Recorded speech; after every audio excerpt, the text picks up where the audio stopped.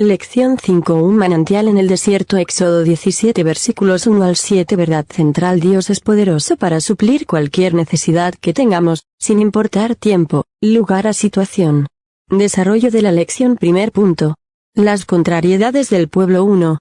Las complicaciones del viaje. El pueblo de Israel, al atravesar el desierto de Sin, se encontró en un punto donde no había agua. El Señor conocía desde dónde habían caminado y lo pesado de la jornada que habían llevado. Estaban agotados, y al llegar el momento de acampar escaseaba el líquido vital. Esto nos deja un panorama complicado para el pueblo. La situación sin duda era preocupante, pues ya estaban lejos de los lugares habitados, en medio de la nada y sin la provisión necesaria para continuar con su camino. ¡Qué complicado puede resultar confiar en Dios en medio del sufrimiento! Quedamos cegados por la situación y nos vemos tentados a considerar otras opciones para que podamos salir del atolladero en que estamos atrapados, pero es en estas condiciones cuando debemos reafirmar nuestro compromiso de confiar en el Señor y en su provisión. Cuesta ser paciente y mantener la esperanza, pero debemos aprender a esperar en Dios. Él nunca dejará de manifestarse para bendecirnos. 2. La ingratitud del pueblo. El pueblo había mostrado ingratitud frente a la bondad divina. Dios los había sacado de la esclavitud, y su provisión los había acompañado en el día y en la noche en todo momento. Pero cuando vino la escasez se alteraron, olvidaron las bendiciones pasadas y altercaron con el siervo de Dios. Pero en realidad, ofendían al Señor. La palabra expresamente dice que tentaron a Jehová. Observe el versículo 7. Los israelitas olvidaron muy pronto el cuidado provisorio que a diario experimentaban. Cuando la dificultad se les presentó, reclamaron de tal manera que Moisés incluso temió por su vida. Cuando dejamos que la situación gobierne nuestras emociones y nuestro corazón, reaccionamos de manera airada en contra de Dios, nos atrevemos a confrontarlo, mostramos indiferencia a su amor, cuidado y provisión, y olvidamos sus favores. Debemos tener cuidado con esas actitudes. Pero a pesar de la mala reacción del pueblo, el Señor tenía preparado un manantial para bendecir a su gente y suplir su necesidad. 3. La incredulidad del pueblo. Las actitudes del pueblo ante la necesidad evidencian que aún eran incrédulos, no eran capaces de creer que Dios les proveería lo necesario para subsistir, a pesar de que ya lo había hecho antes.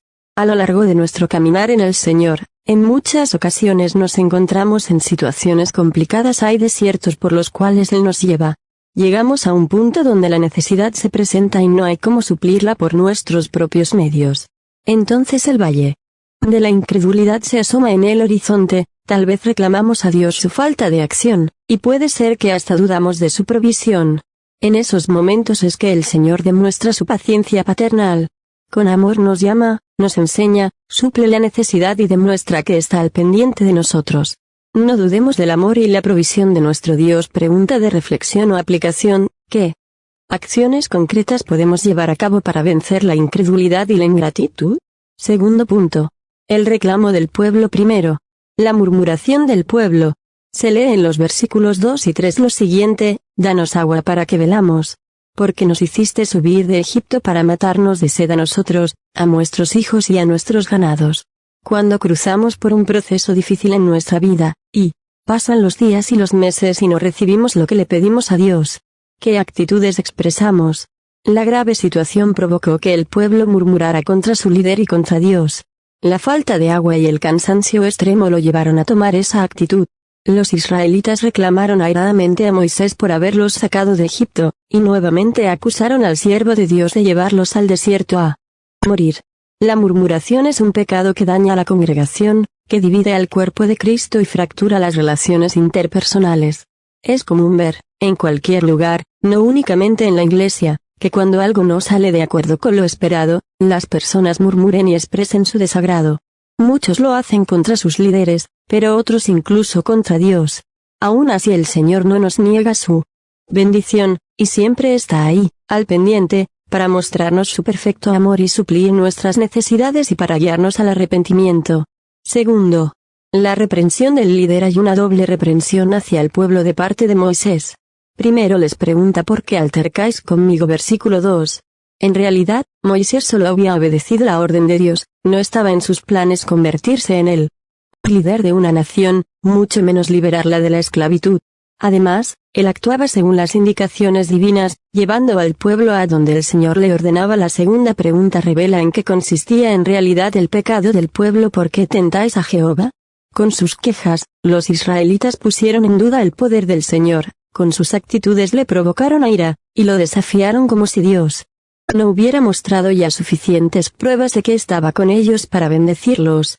Con todo, el Dios misericordioso tiene ya previsto un manantial para calmar la sed de su pueblo.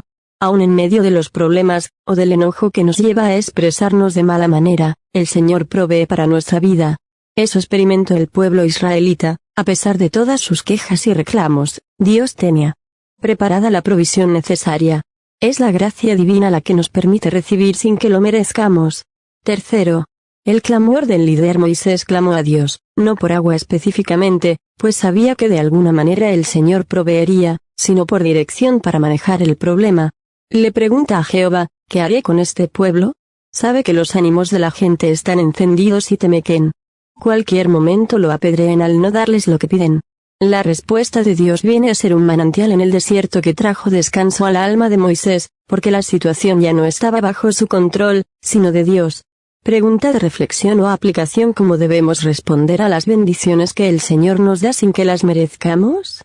Tercer punto.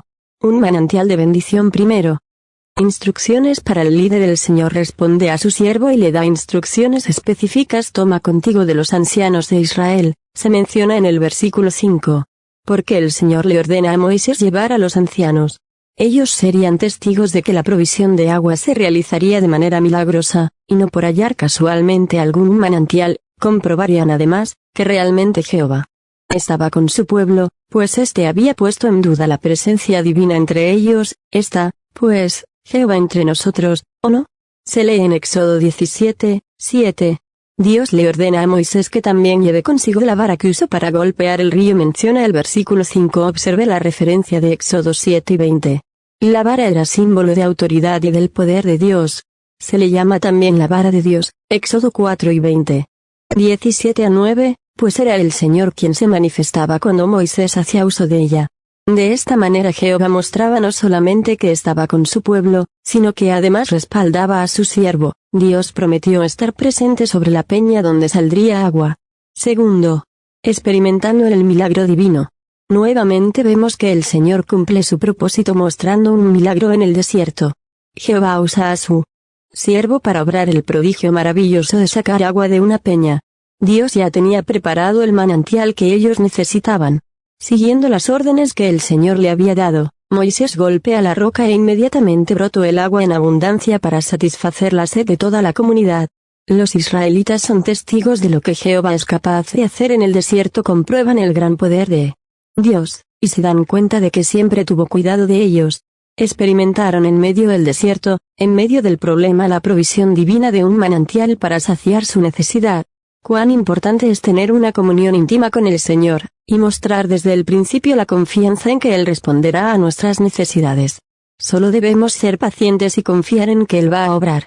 Preguntas de reflexión o aplicación: ¿qué experiencias sobrenaturales le ha tocado vivir en medio de las crisis? ¿Han reforzado su confianza en el Señor? Conclusión: este acontecimiento nos muestra en forma clara la misericordia y la paciencia divina.